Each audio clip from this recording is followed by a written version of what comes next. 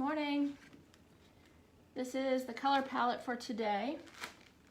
It's going to be white, gold, metallic teal, green, turquoise, and I'm trying to think what this green is called. I don't know. It's like a medium to deep green, and bronze.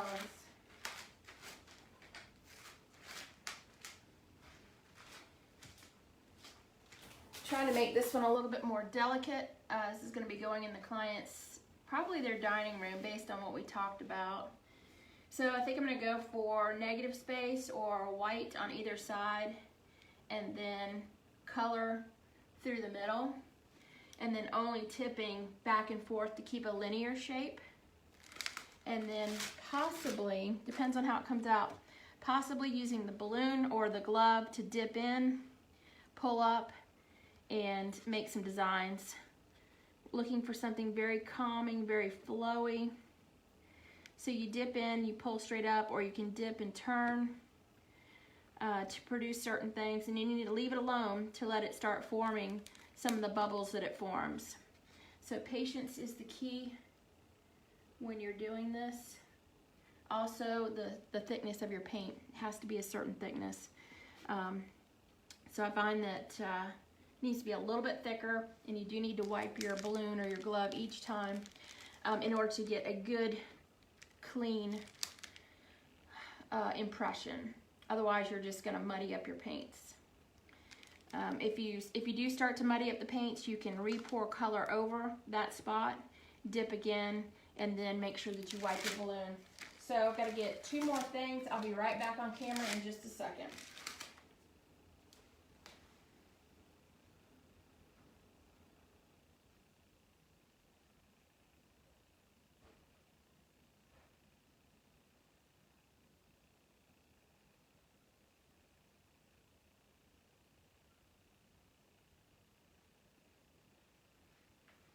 Okay, so I'm back. I just had to get my magic eraser because I've already gotten paint on the tile this morning, and then some paper towels to wipe the balloon off.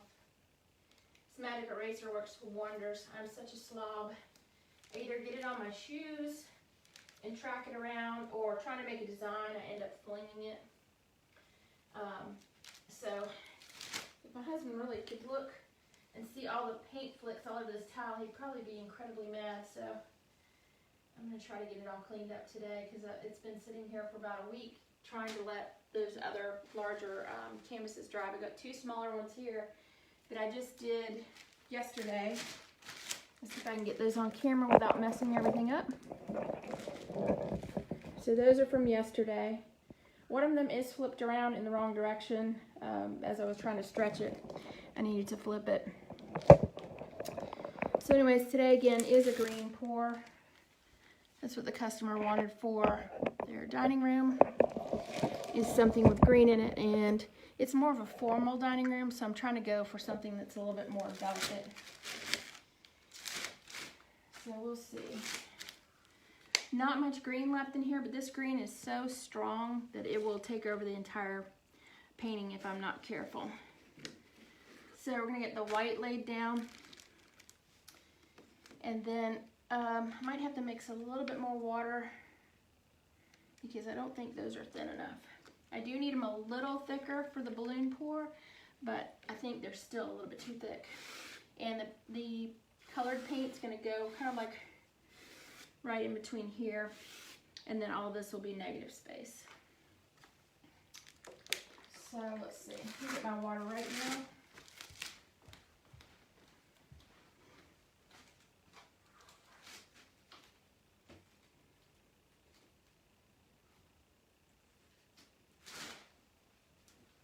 Let's see if I can bring this on camera so that you can see some of the detail. When you dip in, let's see, can y'all see any of the detail? There's little bubbles and webbing. And this is just from dipping cardboard or really heavy paper that came off of one of the canvases in there to get that design. So I might do a few things extra to get get the look that I'm looking for today. I'm almost done with this commission. Commissions are actually very terrifying because you're never quite sure what the customer really wants. They give you an idea, you know, based on something that you've done before, but the problem is with acrylic pouring, you cannot produce this the same each time. The only way to do a similar painting would be to do a dip. So if you put color on this canvas and it was pretty thick and you put another canvas right on top of it and then pulled it back, they would be very similar, but not exactly the same. So that's really about the only way. So when you're doing the larger canvases, I just don't see a way that you could do it on that type of scale, or I couldn't personally, when you get to the 3 and 4 foot size canvases. So I added a little bit more water to my white paint to thin it out a bit. And I'm going to go ahead and pour this all over the canvas. And then I'm going to get these bubbles out with the torch. I don't normally do that because a lot of times when I'm pouring down a base layer, that paint is expected to flow off. But because I'm doing negative space today, I expect a lot of this paint to kind of stay where it's at. And it'll be seen, in other words, instead of just being the bottom layer. This will take a ton of white today. So it'll take me a few minutes to get this. If you need to come back, it'll take me a few minutes to get this spread around. And let's see. Save that for another bottle. Get a piece of cardboard. I save all these pieces of cardboard that come off the canvases because I end up using them to smear paint around instead of having to clean off spatulas and other things. It actually makes cleanup easier just to use these. So I am letting some of this white drizzle over the edge because I do not want to have to paint the edges. I want the paint to go over and form a painted white edge for me. Because the edges, this is a gallery wrap canvas, so it's a better grade of canvas, and these are really nice to do when you have a commission. Use the better grade canvases, just wait for them to go on sale at Michael's. And then, you let your paints drip over the edge so that you don't have to paint them and you don't have to put them into a frame. Of course, I got a glob of paint or something up underneath there. Get that off before we start painting. And it's best if you're going to move your paint around like this. Again, I don't normally do this, but because I am using this white as the background, I'm going to smooth it first and then torch. If I were to torch first, that's putting too much heat on your paint, and it will form a skin, and I don't want it to form a skin. I only want to pop the bubbles. So by smearing this around first, I'm already popping some of the bubbles, and thus I need less heat on the paint. And when I use the torch, I'm only holding the torch parallel to the canvas. There are times when I do point the torch right into the work. That is typically going to be when I'm trying to create a specific design, and I don't like to use it over the entire canvas because, again, number one, you can set your paint on fire. Number two, it forms a skin, and if it was forming a natural bubble, which is in acrylic pouring, that's a lot of what we're looking for, are bubbles or stuff like that. It's to make that design that comes with acrylic pouring. And then you end up burning them, and they don't look natural. They look jagged, and you lose the whole definition of that flow. So this paint will settle a little bit. So all you have to do is just go ahead and get the paint on the canvas.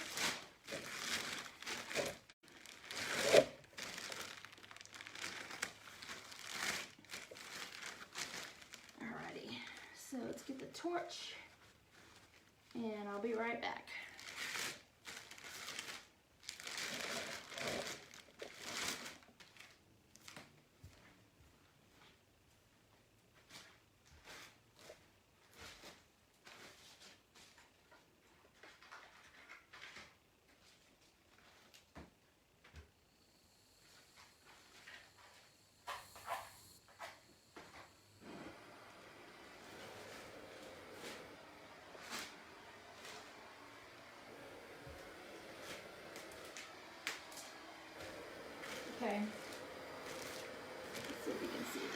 got the flame, it's not all the way out, it's very low actually. And I'm just holding it parallel. I only want to pop the bubbles. You do not want to heat the paint. Alright, so bubbles are popped. Alrighty.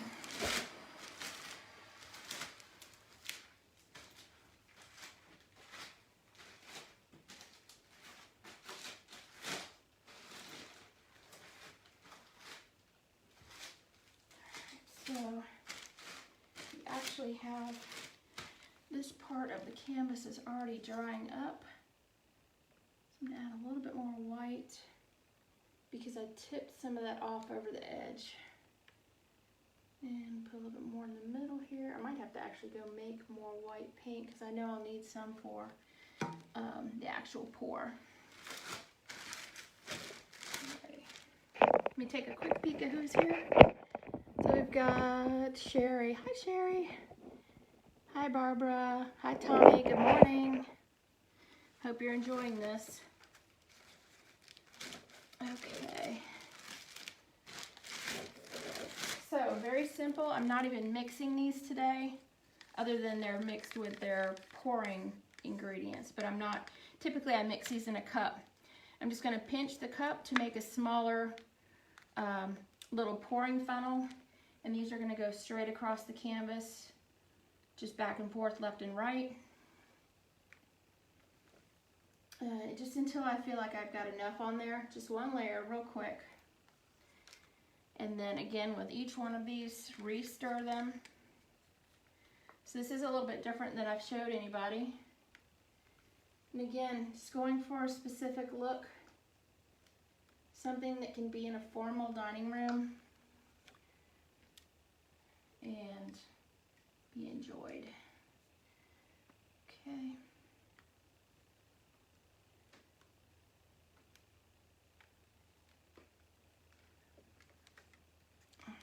Down to our greens, and this is what the customer wanted, was some greens in that dining room. So have different shades of green. Some of the magic is already starting to happen in here. It's looking pretty good.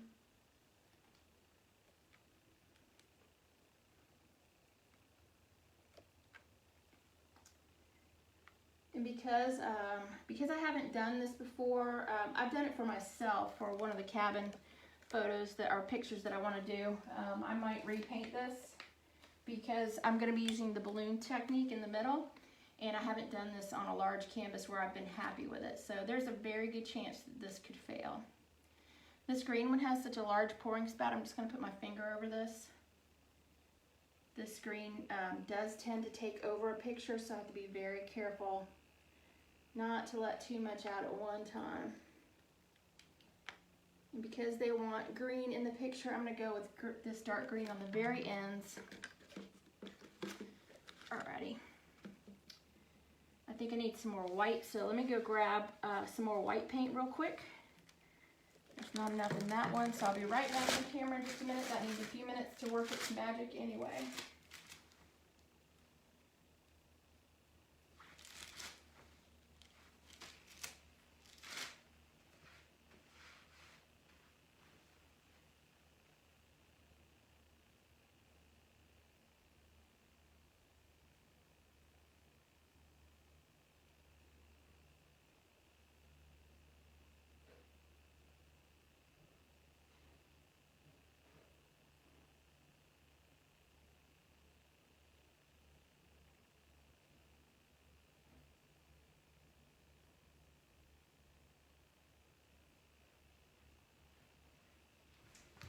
Alright, so I've got a little bit left in this one, and I'm going to go ahead and water it down just a tad. It doesn't need to be thick for this. The other paints are thick enough.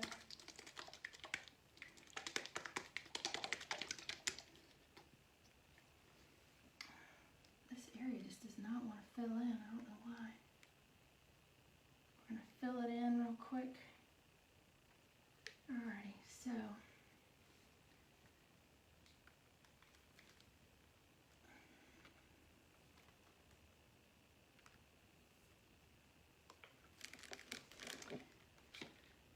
let's see, I'm trying to decide what it needs. think I'll start with doing one of these first, and then if I don't like it, I'll go back and cover it up with more colors.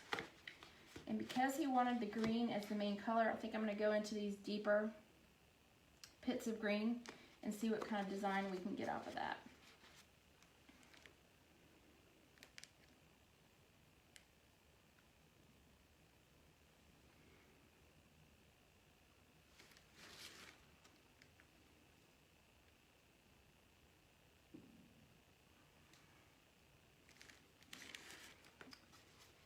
Now I really feel like I need more bronze through here, so I'm going to try to run bronze through what I just did.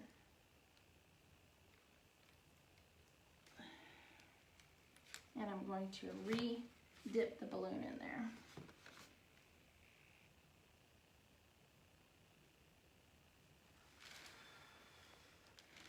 It actually looks more interesting already.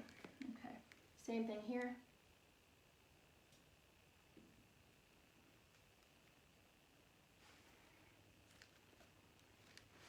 Okay.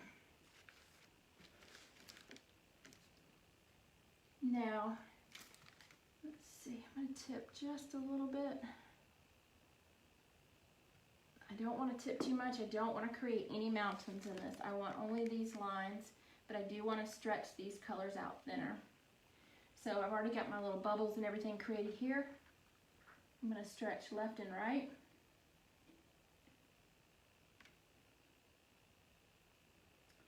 So we'll just give it a little time to drag. It does create some nice little waves, some extra motion that wouldn't normally be in there because of the way I poured it. And just give it time. It just takes time. Sometimes it takes a good 30 minutes. Let's see, I don't know if this thing is running or not. There we go. All right, so where I've done the balloon dip, it has created some movement. Now I'm going to tip towards this side and then see if I need something else. I feel like I do. Let's see. The colors went over the edge beautifully.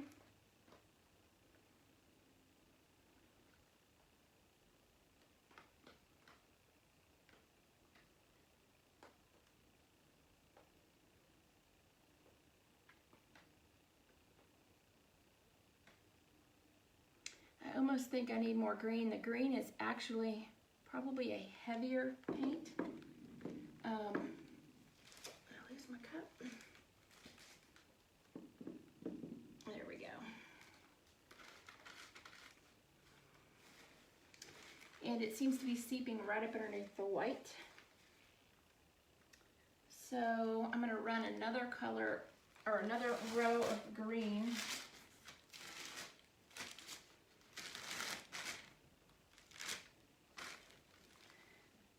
Right across the top here into this bronze, and I'm going to make kind of a wave as I do it. There's not much of this left. I do have more, but there's not much mixed. So let's see what we get out of this. Alrighty. So intentionally trying to get a small wave for interest. Okay.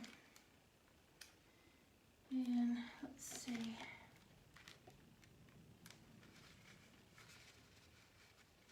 Looks like we have enough bronze. And I feel like it needs something though. I feel like it needs more. Let's try a river of white straight across it. There we go. And actually make that thicker. I love rivering. This will actually sink in to the paint. And then those colors will form over it.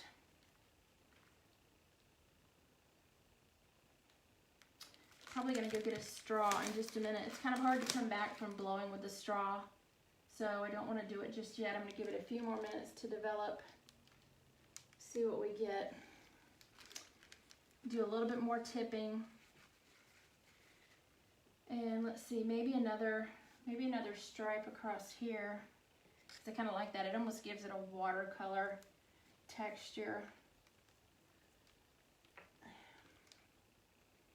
Now the key is to try to follow that again this next time. There we go. That looks more interesting. So we're gonna let that settle, and then I'm gonna let you guys go. We'll go ahead and I'll see what happens, and then I'll give you a picture at the end so that you can see, because I am gonna have to add more white to this corner here. I am gonna stretch this a little bit more, and then I may use the straw to blow out some of these designs to give it a little bit more movement and interest. But I'm kind of liking it right now. Thanks for watching.